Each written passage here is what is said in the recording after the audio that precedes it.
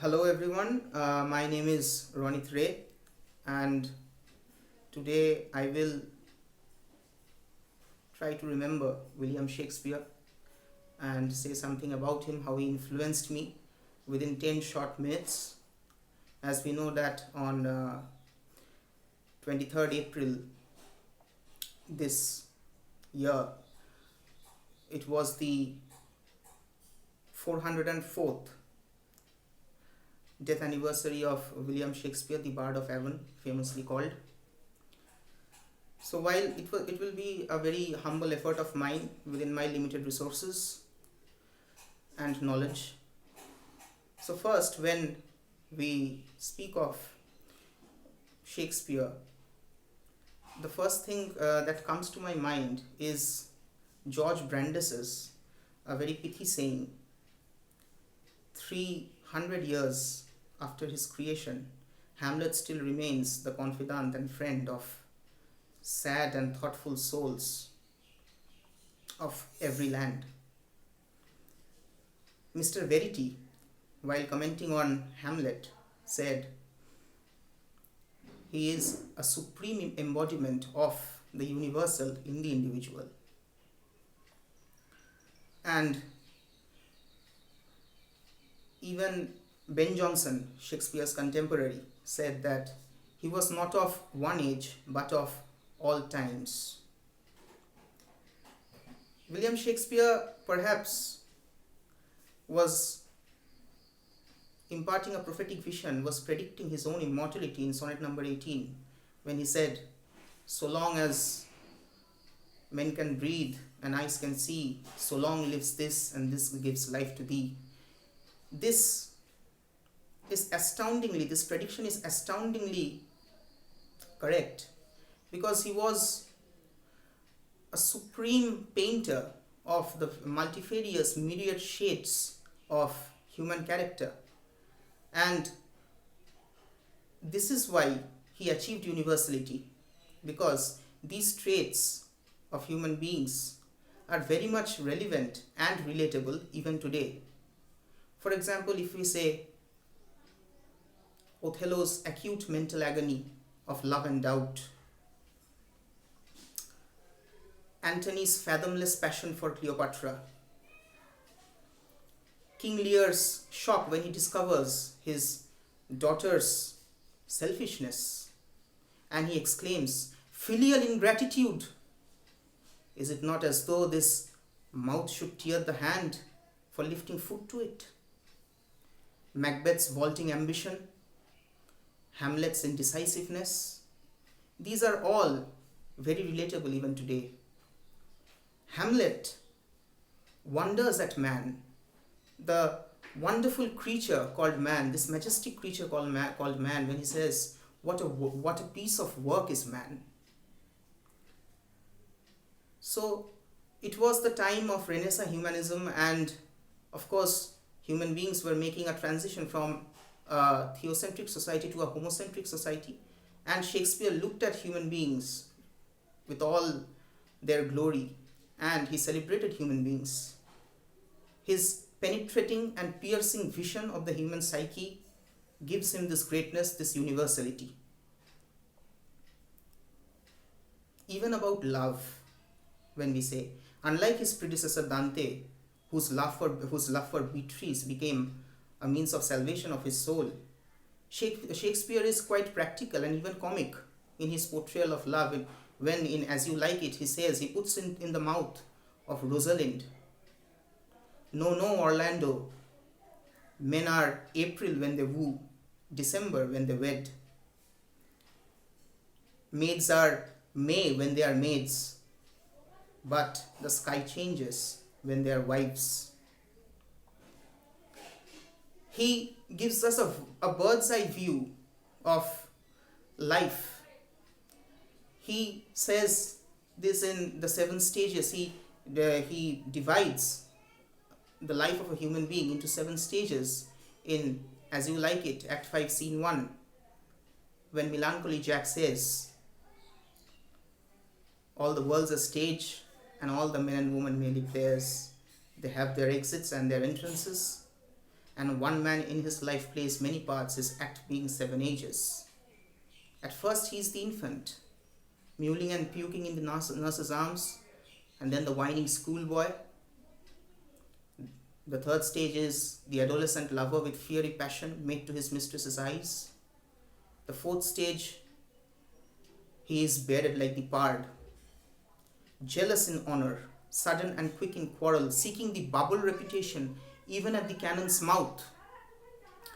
The fifth stage, he is a justice. He has his materialistic pleasures, good cape and lined, fair round belly. In the sixth stage, he slowly shifts towards death and oblivion.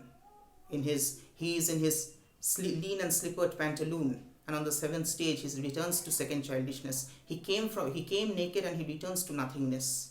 Sans teeth, sans eyes, sans taste, sans everything. So, this is life. Yet, we run after materialistic pleasure. There is covetousness, there is greed, there is selfishness. But we return to Shakespeare to seek solace. He provides solace to the inconsolable souls. We take recourse to Shakespeare to understand life, understand relationships, understand how puny we are in the broader scheme of things. We are just like a bubble in the vast sea of time. Perhaps it is relevant to quote Macbeth when he says, "Tomorrow and tomorrow and tomorrow creeps in the petty pace from day to day, till the last syllable of recorded time, and all our yesterdays have lighted fools the way to dusty death. Out, out, brief candle, life's but a walking shadow, a poor actor that struts and frets his hour upon the stage and then is heard no more. It's a tale told by an idiot full of sound and fury, signifying nothing."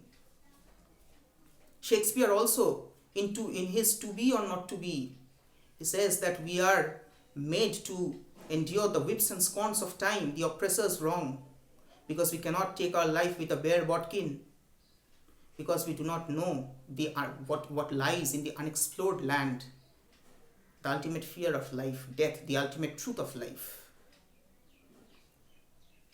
Taking from it, Tom Stoppard, after a very long time, creates his Rosencrantz and Guildenstern are dead.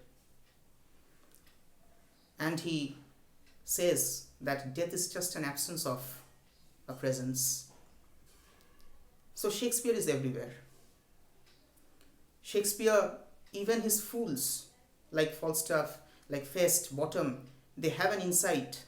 They possess a deep understanding of life, and they are capable of profound wisdom. And it perhaps reminds us of Joker in The Dark Knight of Batman. If we eliminate the diabolical part of it, he possessed an understanding of life, we must say.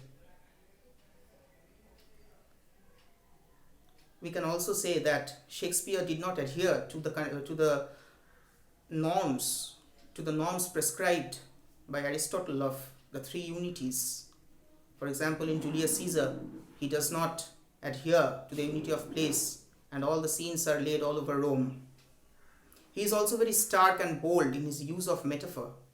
For example, in Macbeth he says, "I have no spark to prick the sights of my intent, but only vaulting ambition, which overleaps itself and falls on the other." So the saddle here being the goal, and the writer the ambition, he overleaps and falls, just like Macbeth falls. He also is capable of very bold saying, like, "Cowards die many times before their deaths," in Julius Caesar. Many novelists, many poets, he inspired many poets, novelists throughout the ages, starting from Shelley, Keats, Matthew Arnold, who wrote on Shakespeare, Charles Dickens, another great portrayer of characters, to the relatively modern Herman Melville, Iris Murdoch, Aldous Huxley, Somerset Maugham. Many novelists have taken the title of their novels from Shakespeare's play. For example, The Undiscovered Country by Arthur Schnitzer, taken from Hamlet.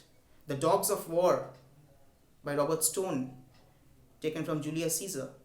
Even Moby Dick by Melville was considerably influenced by Hamlet and King Lear. The